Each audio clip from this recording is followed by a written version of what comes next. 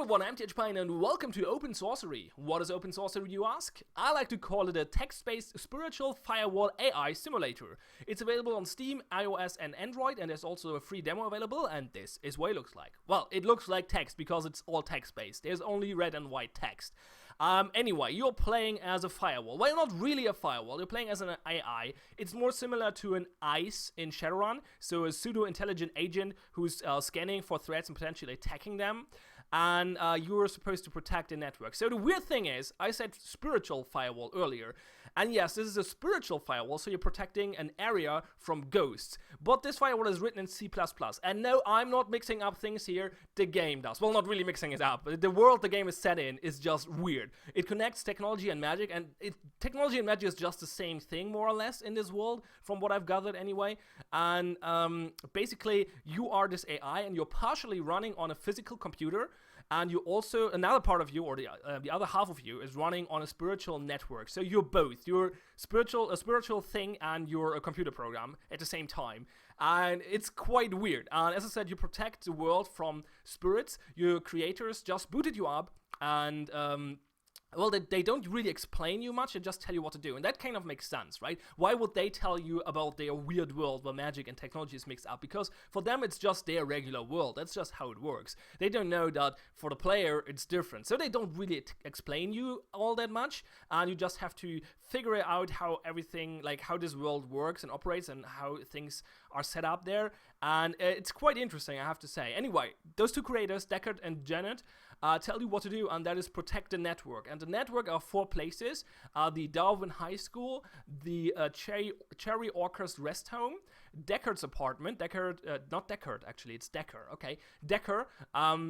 Decker's apartment. So Decker is a guy who lives on his own in this apartment, and he seems to be an, well, IT spirit geek. I'm not sure. Like, he seems to be proficient in all this stuff. Well, IT and spirit world. So I guess, yeah, as I said, it's the same thing in this world. So anyway, and then Janet's house, and Janet's the other creator of you, and she's a 16-year-old girl living with her mom and her brother.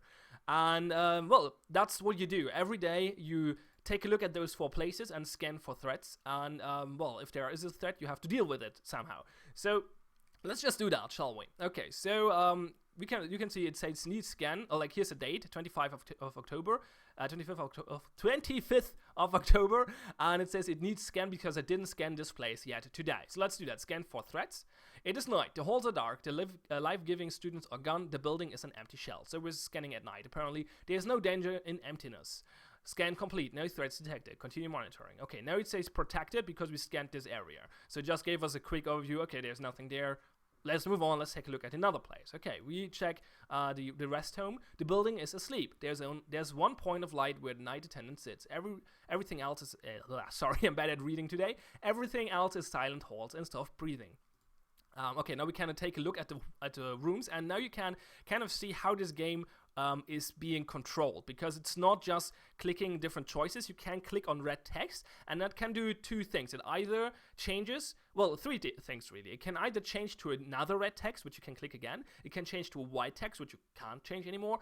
And those 2 ways are just to give you more information about something usually, or it can actually change the screen and progress the story. In these cases, I take a look at the room, so I get more information in the form of white text in this case. So in the first room, Miss Heron's room is empty. She must have died. Oh, that's very sad. Miss Doheny snores chokingly because he oh, it's a mister. Mr. Doheny snores chokingly because he hates to use his CPAP machine. Okay, let's take a look at room 231. Miss Finn reads a romance novel by lamplight, and Mrs. Best is leaking. Okay, and now this is the other case. We can click it again. What does the AI, like, this is what the AI observes. Miss Best is leaking. Now the AI will realize that is leaking is not a proper description of what is going on, and basically gives you can click it to look further into this and try to understand what is actually happening. And in this case, it changes the screen or will go back, so it's not actually progressing the story here. It's just basically, it's a side story of the AI trying to figure out what is happening here in this room. There's water coming out of her eyes. Is she hurt? I know humans leak when they are hurt. Googling injury. Googling bleeding. Googling human eye liquid. Googling tears. Tear means sadness. Tears mean sadness. They are water things. I do not understand water things because the firewall is fire, obviously. What should I do? And now, actually, it actually progressed the story. I'm an idiot. Never mind. Forget what I said earlier. So now we have to, well, we can deal with this. We don't have to. This is not an immediate threat. This is just something the firewall observed and now thinks about doing something about it. We can talk to her. We can alert Janet and Decker. We can't choose those two options because we don't actually have the, well, you can unlock certain skills or relationships with other characters, and we don't have those yet. So if you've learned about fear earlier, then you are able to choose this option where you move her fear. We can't right now though. And if you have a relationship with Toby, you can call Toby for help. We can't do that either, or we can do nothing because there's not actually an immediate threat. Let's try alerting Janet and Decker. Why not? So Bell S, that's us, that's a firewall. Log alert with local admin Decker and Janet. Alert regarding private physical network, Cherry Orchard's rest home. See attached log file. Okay, Janet seems to be asleep and Decker is responding, I'm awake, show me the alert. Okay, what's happening? Now live streaming video, administrator Decker. This is a little creepy. Apparently we can just live stream from every room of all those places to Decker and probably to Janet as well.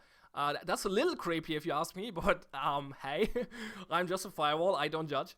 I see why you flagged me. It is sad, but there's really nothing we can do about that. Sometimes people are sad. That's just how people are. Not everything needs a magic fix. Go finish your scans. Continue scanning. System change, 5% to plus 5% to relationship with Decker. Decker relationship is at 60 now. That's what I talked earlier about.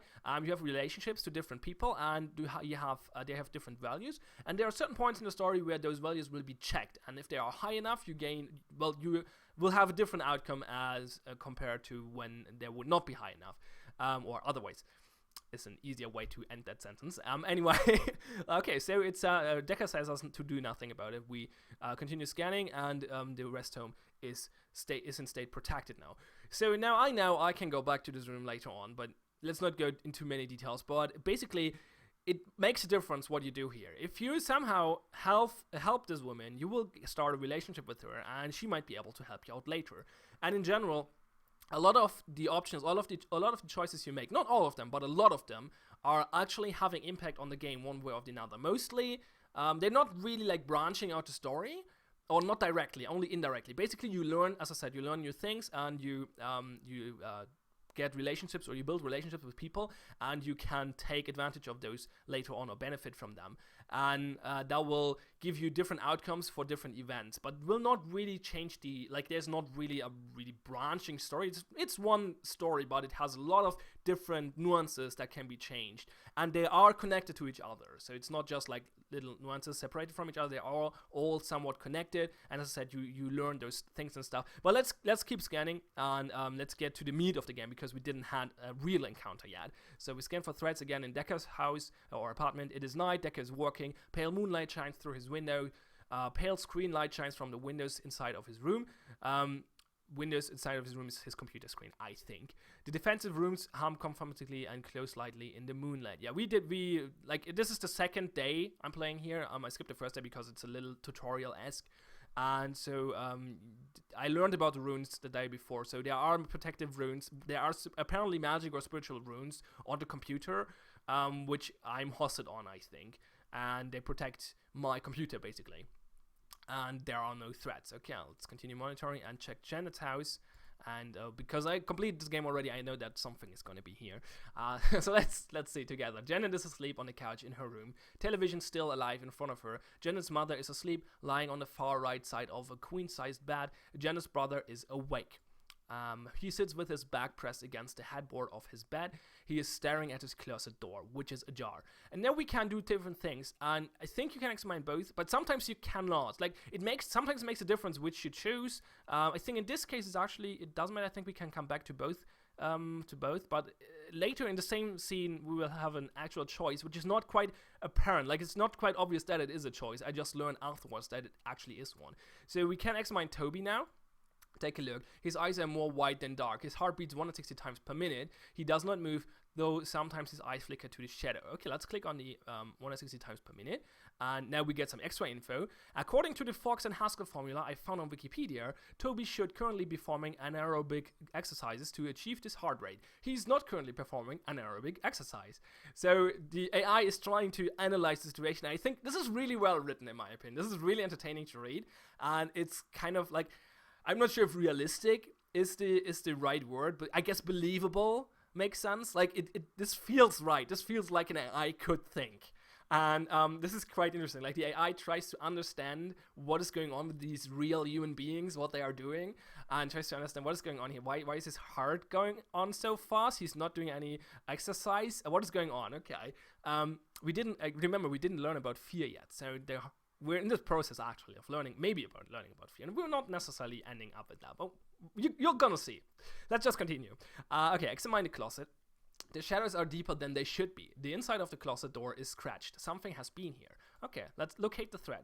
There's a thread. I must scan specifically for its matter and motive. So that's how you do it. Every time you detect a threat, you have to scan for matter and motive. You have a matter and a motive as well. You are the firewall. Your matter is fire and your motive is order. And every spiritual being basically has a matter and a motive. And you can scan them by guessing the right one. So we can, by reading the description, we have to guess what their meta and the motive is. And in this case, it's quite obvious. It is dark and fear. Because, like, it's obvious for us as the player, because we understand, okay, Toby is probably in fear from the description, from something hiding in his closet. But the firewall would obviously not know that. So I guess the firewall would really brute force this, but we can just choose fear. It doesn't matter. Let's just choose something wrong. Why not? To demonstrate that. So now we have chosen dark and order. Initiate scan. Now it's searching. Oh, there's the first time you heard a sound in this game. The game lacks sound. It has a few sounds. Well, let's talk about that later. Can I detect a spirit matching these parameters? And now you can either review instructions to get, like, what am I supposed to do here in general text, and then you can review the general scan, so we can take a look at Toby again, for example, and the closet, or we can re-enter the meta and the motive. And we can do this over and over again. We don't really have, like, a failure state here, I guess. So let's try again, dark and fear, and this time we initiate the scan, and this time we will detect something. Threat detected. There we go. There is a shadow on the wall. It is deeper than the other shadows. Its claws are sharp as the edge where light meets dark. Its shuffling steps are like leaves rustling in the wind. Its breath is the chill you feel when you realize you are not alone. Its smile is the crescent moon, a silver curve of teeth. The threat has moved out of Toby's room. It crouches in the hallway. Shivering strands of Toby's fear still hang out of its mouth. It snatches more from the air with its long, coiling tongue. What should I do? And now we have choices, and those choices matter. This is not just like some fluff stuff. It really makes a difference depending on what you do here. We can cleanse it with fire, so we can destroy it. This will, if I remember correctly, for example, increase our power, which is important later on, because we increase our fire basically to destroy it, and therefore we get stronger. We can speak to it. I think this will not be effective against the fear thingy, if I remember correctly. Log alert flagged important with a detected threat. Attention, detected threat. And the shadowy thing just hisses. You are attempting to access an emotional network marked private. You do not have marked private. You do not have permission to access this network. And he just chitters. So he's not really responding to us. So that's not helpful. Stop talking. And now we could cleanse it with fire. We could alert Janet, or we could alert Toby. I never actually tried alerting Toby. Let's see what happens if we do that. I wonder if that actually works. Probably not, to be honest. Log alert with local admin Toby. Toby's isn't admin. Interesting. Well, he's a brother of Janet, but he's not one of your creators. I'm not sure if he's actually aware of you. Important alert regarding private emotional network Toby. What's going on? Private emotional network Toby has an unauthorized user. Please see threat log number 1. Who are you? Yeah, okay. He's not aware what we are, but we just acquired a relationship with Toby, and we start at 20%, which is very low. I am Bell as Elemental Firewall version 5.6. Why can I hear you in my brain? The Bell as Elemental Firewall version 5.6 has advanced networking capabilities. Am I dreaming? What should I say? I mean, if he dreams, he might think that the fear thingy, the monster, is just a dream as well. But then again, I like to roleplay this a little bit, and the firewall would not lie to him there because would not understand that I might help. So let's just go with no. No, this is not a dream. There is a detected threat in your personal environment, accessing your private emotional network. I don't know you. I don't know what's going on. I'm not supposed to talk to strangers. I'm scared. Your feelings are irrelevant. Assist me or the detected threat will continue to eat you. That's not helping. That's not helping. I was made by your sister. That makes sense. Janet, yes. So from a certain perspective, you are my uncle. Therefore, we are not strangers, and you can talk to me. Janet made you? Yes, she made me protect you, but I need help. What do you need me to do? Okay, we just gained plus 30% relationship, so that's really good. So now he kind of trusts us. I tell Toby what must be done. I tell Toby how to fight a creature made of darkness and fear. You use light. Toby turns the light on in his room. Well, clever boy. He searches inside of his closet and finds a flashlight. He's armed with a flashlight and love. Oh, Toby removes the pillow case from one of his pillows. He puts the following things in the pillowcase. An old... Oh, interesting. As I said, I never actually chose to alert Toby, so this is completely new to me as well. An old friend, a trinity of heroes, an item of personal power, that which is most important. That's cool. Let's go with that which is most important. Oh, we actually can choose. Oh, he puts all those things in there. A picture of Janet and his mother, an old friend, a stuffed patchwork cat, a trinity of heroes, 3 baseball cards, an item of personal power, a rhinestone tiara. Okay, he's ready. Okay, let's fight it. Toby walks out into the dark hallway, as I have instructed him. He has his flashlight in one hand and his sack of beloved objects in the other. The detected threat creeps after him, but keeps its distance, watching the sack and light warily. Flecks of fear fall off of Toby like leaves, settling on the ground. It laps him up with its long, twisting tongue. Oh, that's bad. Whispering, I don't see it. Where is it? It is spiritual entity. It's not visible in physical space. But I saw it before. It can manifest briefly to frighten you. Where is it? What is it doing? What's it doing? It is here, but it is distracted. You should go forward. It is 2 feet to your left, licking your fear of the ground. That's not helping. That's not helping again. Toby creeps out of the upstairs hallway. The creature is distracted by food and does not follow. He passes through the attic, his mother's room, Janet's room, the upstairs hall, the den, the downstairs hall, the kitchen. This is the first time there's clickable text which is not read. I'm confused. Let's go to Janet's room. Oh, interesting. Okay, this is interesting. I'm happy that I found this. This is a completely new sequence which works a little different than other stuff I saw before. This is quite unique. What did it say? It said something. His mother's room. Sweetie, it's 3 a.m. important. Oh, fine. The attic. Nothing here. The den. The downstairs hall. The kitchen. The upstairs hall is still dark. Okay, so we have to go through all rooms. Oh, we turn on the light. Oh, that makes sense. Toby returns to the creature in the island of dark in the hallway. The creature has finished eating and realized something is wrong. It cannot return to its closet. There is light. Oh no! It cannot go up to the attic or down to the den. Toby stands at the end of the hall between the creatures and the hall window. He holds his pillow back in one hand and his flashlight in the other. The creature hisses. I tell Toby where it is. Click goes the flashlight. Shriek goes the creature. It tries to attack Toby but encounters the sack and cowers back. It tries to leap away but I tell Toby where it goes and he follows it with the flashlight. It leaps again and he follows it himself. I think he can see it now. That happens sometimes when humans engage. The creature becomes smaller and smaller and smaller until it is a mouse's shadow with a silver smile as small as a spoon edge, a silver grimace of pain and fear. It shrinks smaller still. Then Toby turns the flashlight away. Its own medicine. Contact admin Toby. Administrator Toby, the detected threat is not fully eliminated. It's so tiny, it looks so scared. I don't want to kill it. Do I have to kill it? Oh, interesting. It has been rendered harmless. Huh. Let's go with that. Toby turns off his flashlight. The creature darts past Toby and leaps out the window into the night. Contact admin Toby. Phew, it's gone. I did it. We did it. That was amazing. It wasn't necessary. Yeah, that too. Plus 15% relationship. Okay, cool. I'm going back to bed, okay? Yeah, spirit of hibernations are necessary for humans. Okay.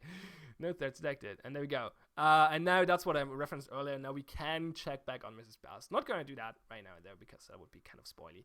And then comes the night sequence where you sleep and you can dream. I don't want to spoil that either, though, I guess.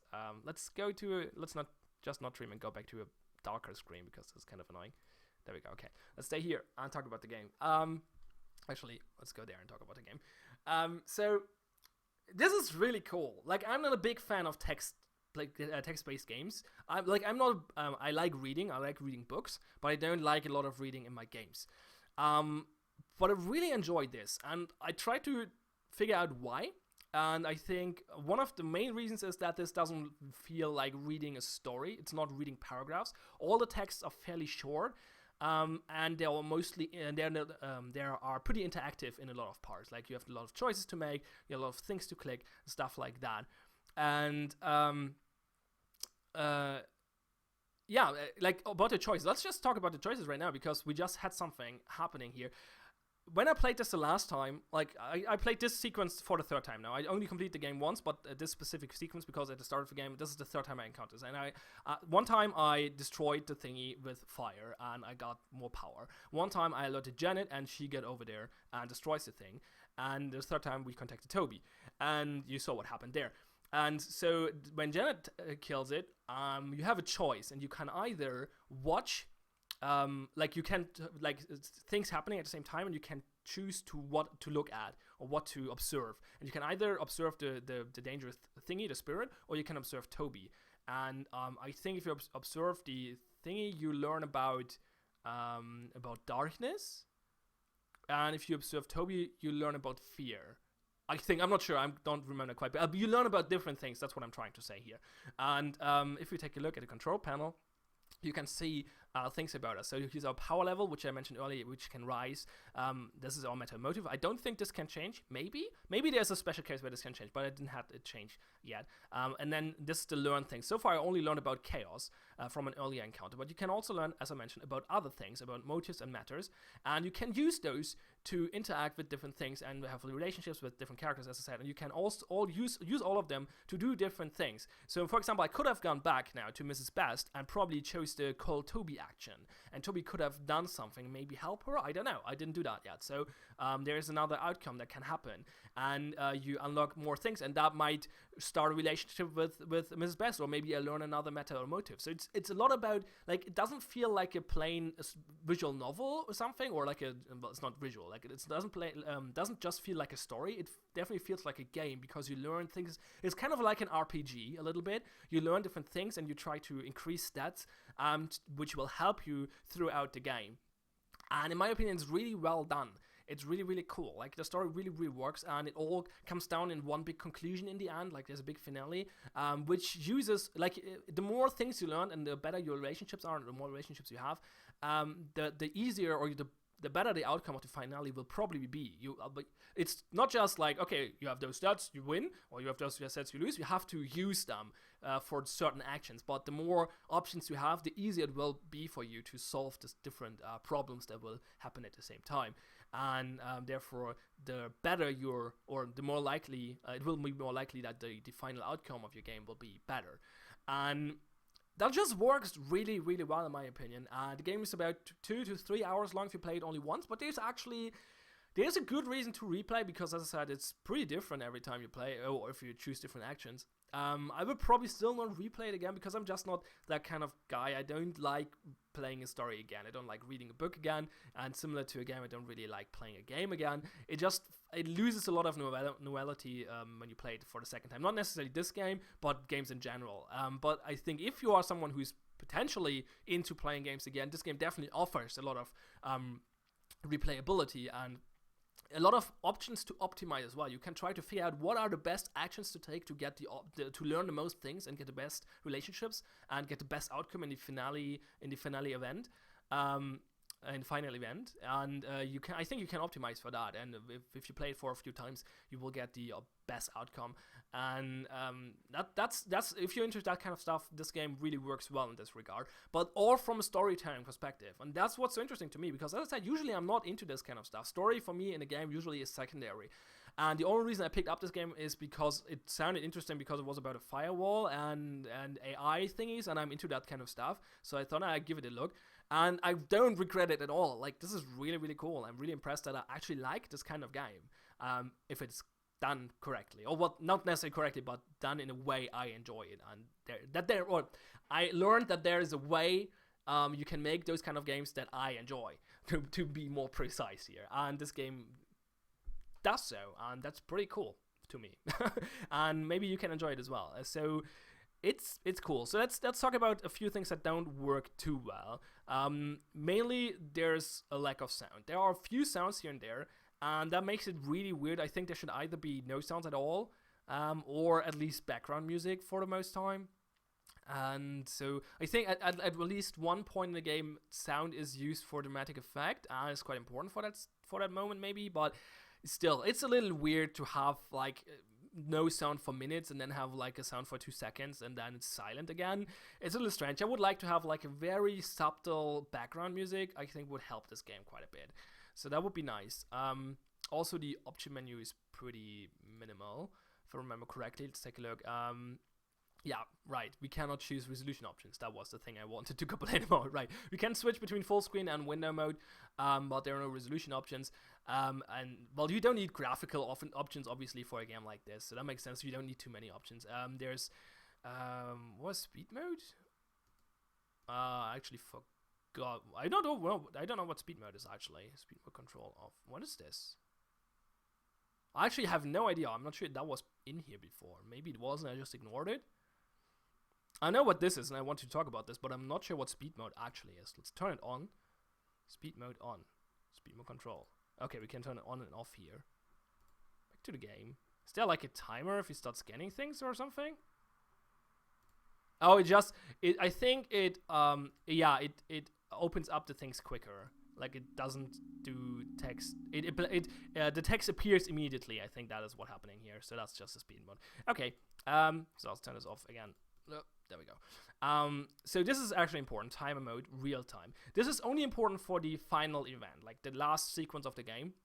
You can either put it in real time, which is the default, or on click. And if it is on real time, there's a timer going down. You will have a 5-minute timer until something bad happens. And you don't automatically lose, but something bad happens, and if it happens, you will have another 5-minute timer until something else bad happens. And you will try to, well, solve the whole problem. I don't want to spoil anything, obviously.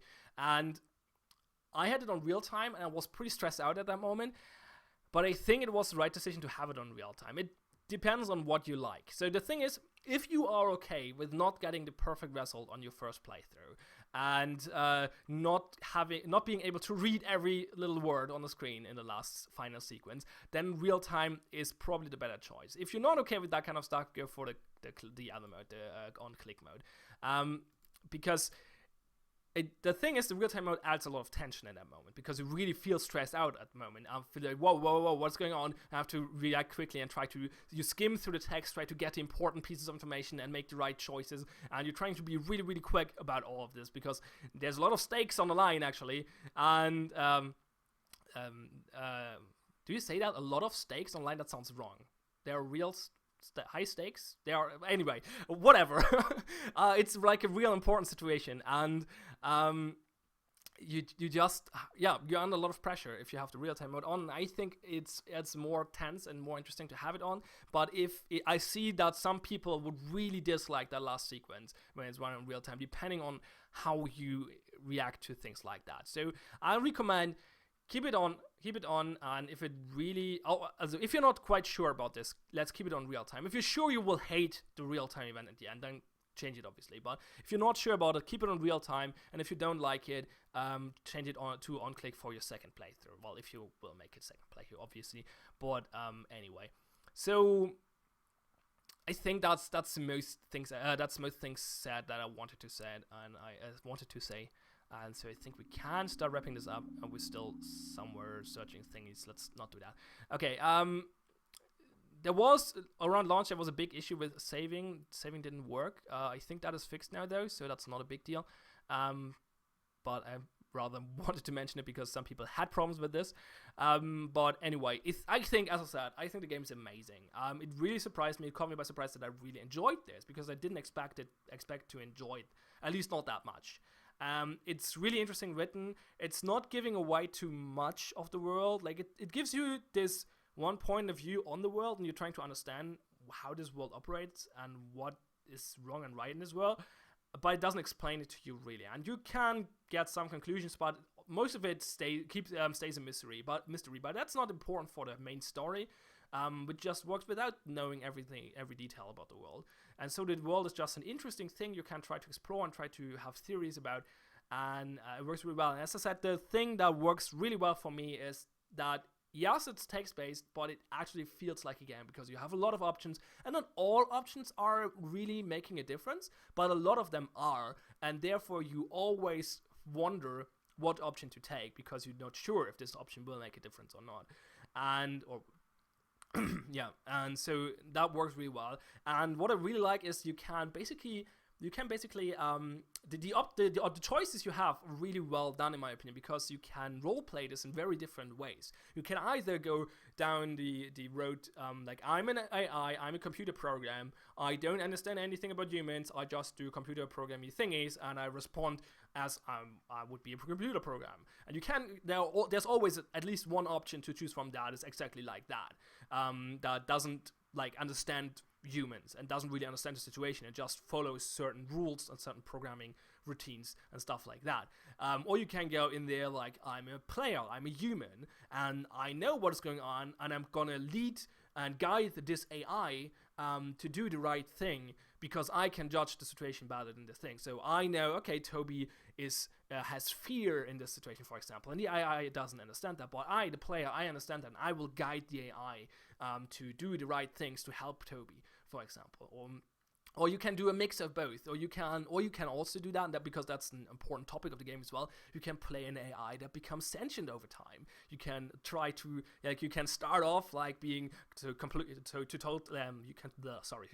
can start off as being like completely AI computer programming and just doing computer programming thingies, and then you learn about humans and you become more human yourself and become sentient later on. And as I said, that's a topic the game addresses as well. So that's actually pretty interesting as well. Yeah, I guess I just wrap it up. You know everything I want to say about this now, I think, and you can make your own judgment, your own decision if you will enjoy this as well. I highly recommend it. It's called Open Sorcery. It's pretty cheap. There's a free demo available which lets you play the first few minutes. It only costs a few bucks. It's available on Steam, Android, and iOS. And yeah, one big complaint I have: why is this fucking scroll bar over here? I don't know what this, but why? What is it doing here? Can we get rid of that, please? Please set vertical scroll bar visibility to auto or off. That would be great. I'm not sure why this is there. That's just irritating.